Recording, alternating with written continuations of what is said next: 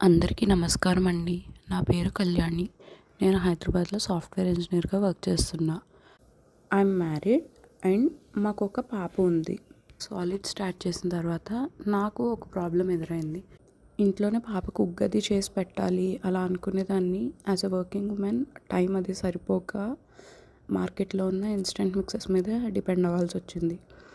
కానీ ఇంట్లో చేసి పెడుతున్న ఉగ్గు తింటున్నంత ఇంట్రెస్ట్గా మార్కెట్లో ఉన్న ఇన్స్టెంట్ మిక్సెస్ తినేది కాదు. సో ఏంటి రోజు ఇలా చేయగలనా లేదా ఇలా ఆలోచించుకుంటూ ఉన్నప్పుడు ఏం చేసిన పిల్లల కోసమే కదా, ఈ ఏజ్ నుంచి వాళ్ళకి కావాల్సినంత ఆరోగ్యంగా పౌష్టికంగా ఆహారం ఇవ్వాలి. అలా ఇవన్నీ ఆలోచిస్తూ అసలు ఫ్యాక్టరీస్లో ఎలా చేస్తారు ఏంటి అవన్నీ చూసినప్పుడు ఫ్యాక్టరీస్లో ఆల్రెడీ ప్రీ కుక్ చేసి దాన్ని హై టెంపరేచర్స్లో ఆరబెట్టేసి దాన్ని పౌడర్ చేసి ఇస్తారు అని తెలిసింది. ఏమో మా పాప తినకపోవడం కూడా ఒక రకంగా మంచిదేమో, దానివల్ల నాకు తెలిసింది అనిపించింది. సో అప్పుడు అనుకున్నాను, మన శాస్త్రాల ప్రకారం వాటి ప్రకారం కూడా ఏదైనా ఒక వండిన పదార్థం 3 గంటల తర్వాత అసలు దాని సాత్విక శక్తి అంతా పోయి తామస రజో గుణాలు వచ్చేస్తాయి.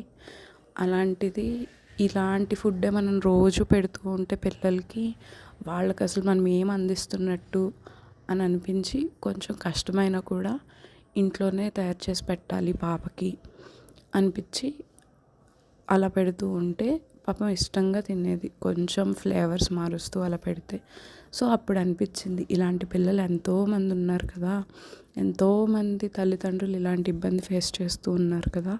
సో మనం ఎందుకు ఒక స్టెప్ తీసుకొని ఇలా పిల్లలకి ఫుడ్ అది చేసి ఇవ్వకూడదు అనిపించింది. మొదట్లో భయం వేసింది, చిన్నపిల్లల ఫుడ్ కదా ఎందుకు రిస్క్ చేయడం అని. కానీ మా పాపకు పెట్టాను, ఆ ప్రాబ్లం ఫేస్ చేశాను, కానీ ఎంతోమంది ఫేస్ చేసేవాళ్ళు కూడా ఉన్నారు ఇంకా అన్నట్టుగా ఒక ఐడియాతో చిన్ని న్యూట్రినెస్ట్ అనే ఒక చిన్న బిజినెస్ స్టార్ట్ చేశాను.